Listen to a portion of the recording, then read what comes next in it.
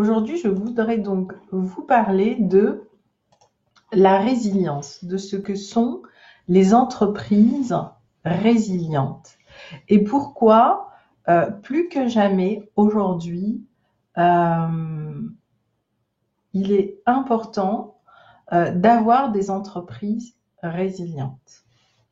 Alors, d'abord, si vous avez ce live un peu en décalé, ce n'est pas grave, vous le retrouverez par la suite sur l'espace Facebook, donc sur ma page. Et puis, vous le retrouverez aussi sur ma chaîne YouTube. Donc, je vous invite à vous abonner aussi à la chaîne YouTube. Voilà. Et puis, pour celles et ceux qui sont inscrits dans la newsletter, euh, dans ma newsletter et qui ont participé aux ateliers, vous le recevrez dans la prochaine newsletter ou ce soir ou demain matin. Donc, voilà. Donc, pour l'instant, j'apprends à m'adapter à ce nouvel outil qui est à la fois performant, mais qui me demande des nouvelles adaptations sur le plan technique, etc. Donc tous les jours, ça m'oblige à mettre en place des nouvelles pratiques. Et de toutes les façons, on va être amené de plus en plus à évoluer et s'adapter à toutes les nouveautés. Alors aujourd'hui, je voudrais donc vous parler de la résilience. Donc on a beaucoup parlé dans ces derniers jours, donc bientôt depuis 3 semaines qu'on est dans ce processus autour de l'entrepreneuriat vivant, éco-responsable.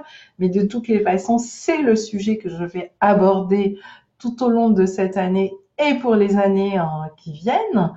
Voilà, et vraiment pour objectif, eh bien aujourd'hui, de retravailler sur ce principe de recréer des oasis à travers différents types d'écosystèmes de l'entrepreneuriat, avec tout un groupe d'entrepreneurs, mais aussi de territoires.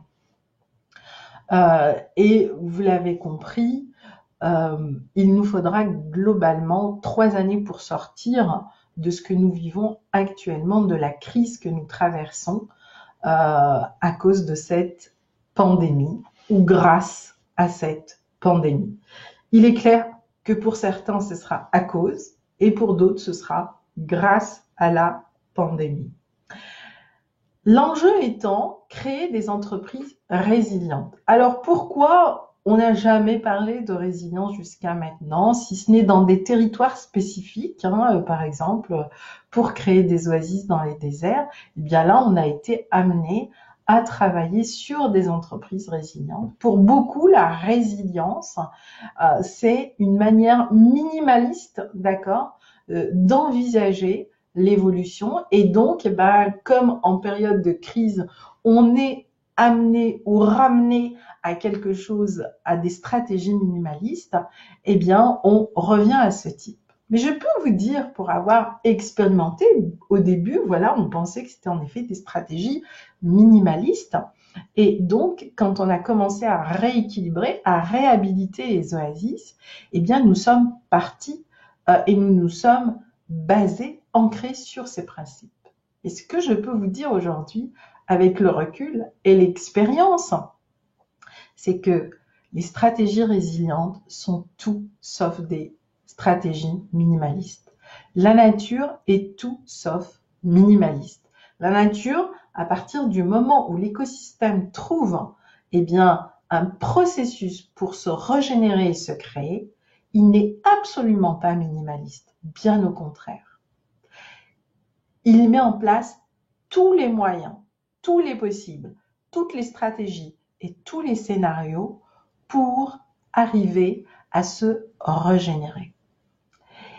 Et je pense que l'avenir des entreprises qui vont traverser cette crise, parce que la crise, elle n'a pas encore commencé. Pour l'instant, nous sommes dans le confinement. La véritable crise, on va commencer à la ressentir d'ici cet automne, voire peut-être vers la fin de l'année. Globalement, dans les 6 mois qui viennent, il va y avoir la sortie du confinement, avec tous les risques que que cela va engendrer, les changements, l'économie va bouger, les industries classiques vont être profondément revisitées. Par exemple, le tourisme va être l'activité la plus touchée après le confinement dans cette reprise. Et donc finalement, comment toutes ces entreprises, comment nous aussi, dans notre façon de vivre, nous allons pouvoir adopter des gestes éco-résilients. Alors d'abord, la résilience, eh bien, c'est dans sa définition, c'est la capacité d'un individu ou d'un groupe à surmonter de grandes difficultés et à croître dans la vie. D'accord ? Mais finalement, la résilience, quand on la ramène à l'écosystème, eh bien, elle nous ramène à du sens, à de l'authenticité, à de la présence, c'est-à-dire apprendre à être dans vraiment ce qui se passe maintenant, donc exige de nous une grande adaptation et capacité d'adaptabilité à l'instant, et donc elle nous ramène justement au vivant.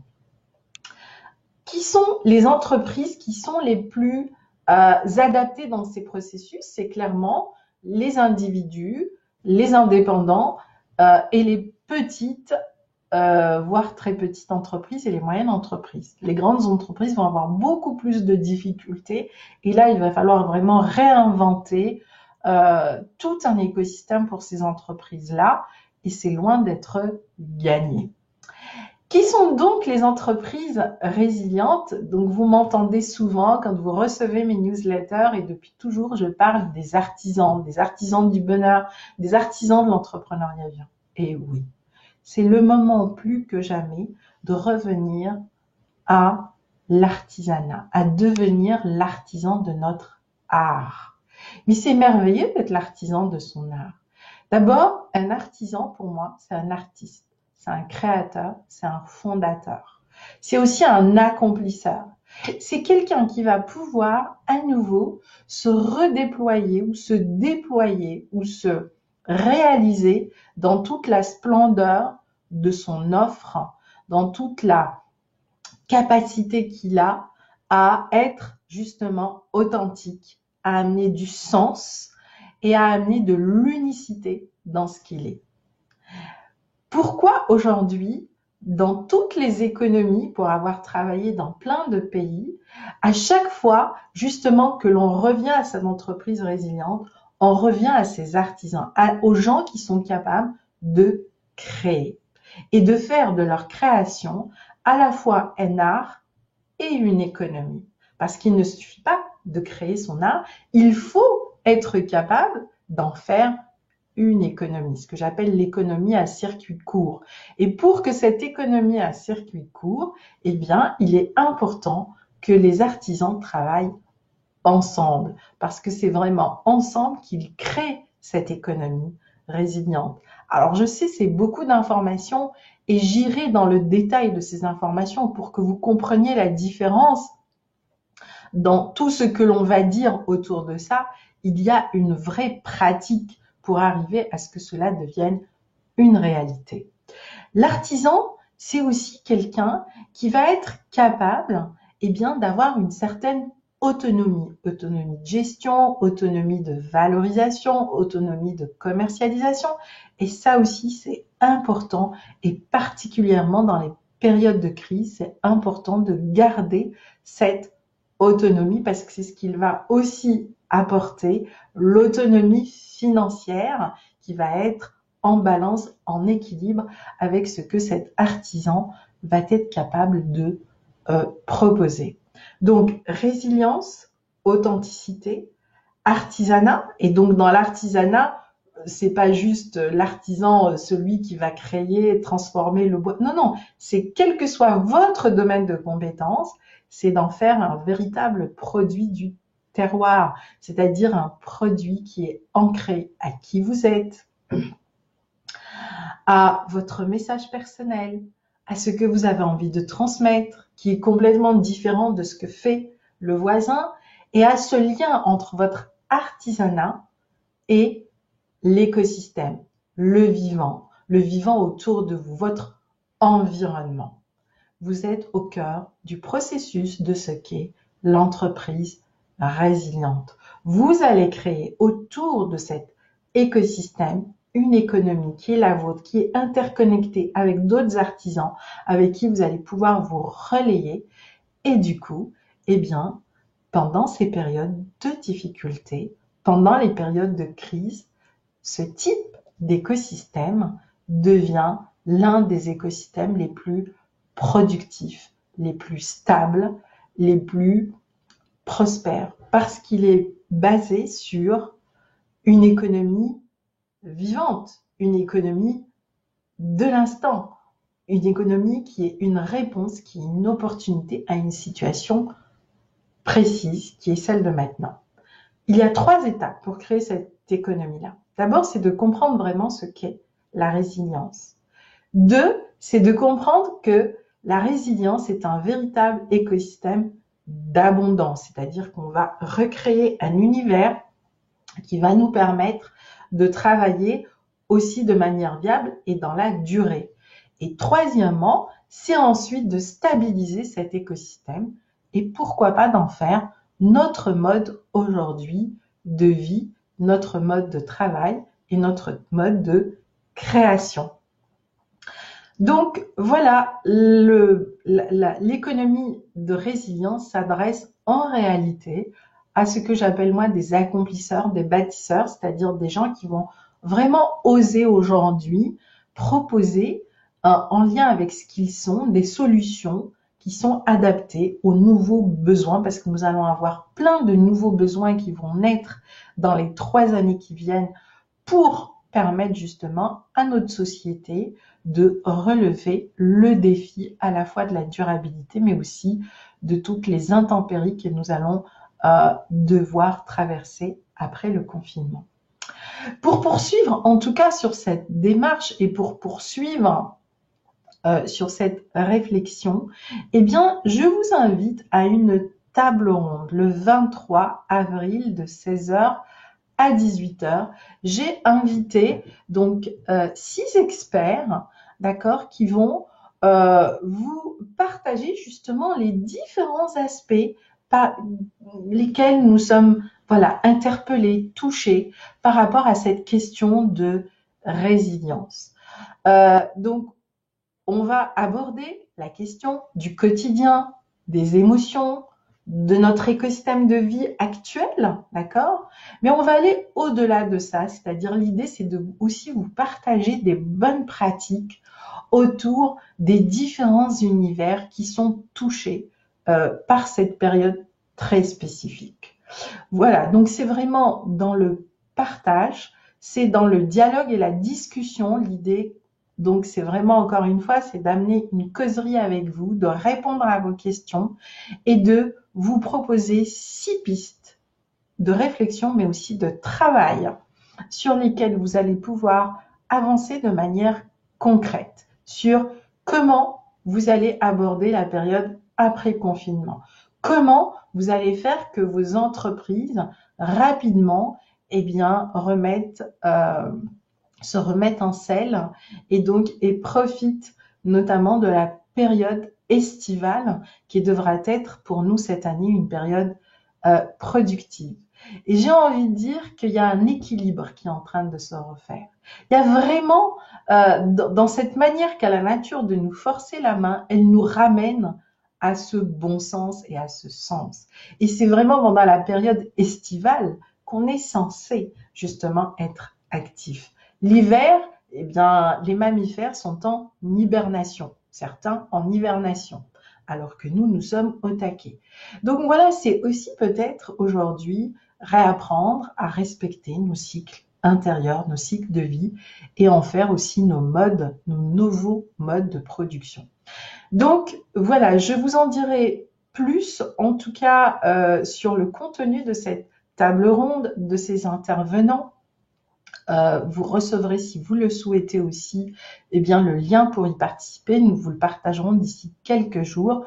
Mais aujourd'hui, je vous invite à votre tour à me partager en quoi pensez-vous que votre entreprise, vous, en tant qu'artisan, artisan de la vie, artisan la forme, en tout cas, de projet que vous avez envie de mettre en place, eh bien, vous voyez que vous pouvez que vous pouvez amener votre entreprise à considérer cette notion de résilience et à revisiter cela, voilà, à travers plutôt un processus d'abondance et peut-être aussi une occasion de se réinventer vers le mieux, vers le bon, vers du lien et vers de la créativité.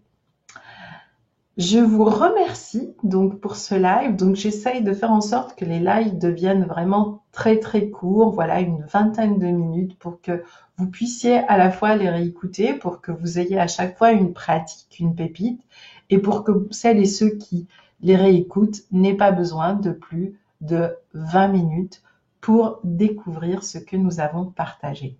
Si vous avez aussi des sujets et des questions, en lien avec, bien évidemment, l'écosystème que je partage avec vous, n'hésitez pas à me les poser parce que, eh bien, ça fera l'objet de live et de réponses en direct et qui seront autant de moments beaucoup plus vivants où nous pourrons échanger sur des sujets concrets.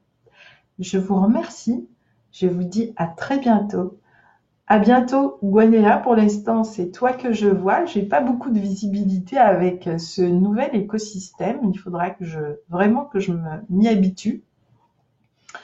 Et je sais que Anne-Cécile est quelque part par là, mais voilà, je ne la vois pas non plus. Donc, je vous dis à très bientôt, les amis. Notre prochain live, ce sera vendredi. Donc, jusqu'à la fin du confinement et peut-être même après, nous verrons, cela va dépendre de mes mains. En tout cas, nous maintiendrons 1 à 2 lives hebdomadaires. Donc, dans les semaines qui viennent, c'est essentiellement donc le mercredi et le vendredi et c'est toujours de 13h à 14h. Et si cela devait changer, eh bien, je vous tiens informé. Mais faisons de ces lives des moments interactifs, des moments constructifs et tout simplement des bouffées d'oxygène, voilà, des moments où nous allons réfléchir ensemble à différentes solutions. À très bientôt, je vous embrasse et je vous dis, eh bien, voilà, on continue la pause, faisons de cette période de pause, de confinement, un moment pour se poser, se déposer, se reposer. Voilà, je sais qu'en ce moment, il y a beaucoup d'informations, beaucoup de, j'ai envie de dire aussi de distractions sur le web, mais croyez-moi, c'est vraiment le moment de se recentrer, de revenir à ce qui est essentiel pour vous. En tout cas, moi, c'est vraiment l'expérience que j'ai fait depuis mon retour de voyage depuis janvier. D'abord parce que j'ai eu une grippe qui m'a vraiment clouée pendant plusieurs jours et qui m'a emmené à reconsidérer beaucoup de choses.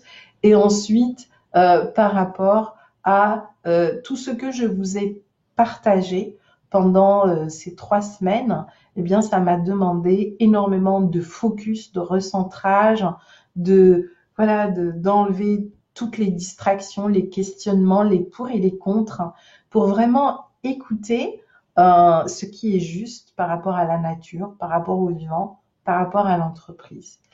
Et je suis vraiment heureuse, en tout cas, de partager cette première aventure avec un groupe, en tout cas, d'une vingtaine de personnes qui se sont engagées dans l'aventure. Voilà, Anne-Céline qui est là, Gwenella qui sont là, et d'autres, sur des sujets, mais vraiment super intéressants. Donc, on va vraiment aborder des thématiques à la fois différentes et complètement, mais complémentaires au cœur justement de ces entreprises éco-responsables en lien avec le vivant. Donc j'ai vraiment hâte de démarrer avec vous. Notre premier rendez-vous, donc c'est le 22 avril. Donc vous allez recevoir votre lien pour vous connecter à notre première masterclass. Et d'ici là, eh bien je vous dis à très bientôt, en tout cas vendredi déjà pour un prochain live. Et vendredi, eh bien, Anne-Céline, nous aborderons ta question, comment construire mon tableau des rêves, mon vision board. Voilà, et je vous partagerai eh bien cette construction. Et puis, on se reverra le 22, puis le 23. Allez, je vous embrasse et je vous souhaite une très très belle journée. Donc, je vous présente, voilà, ma pitchounette qui est au fait mon assistante et qui est souvent très proche pendant, oui, je sais, pendant les directs. Elle aime beaucoup ça et les webinaires. À bientôt. Au revoir.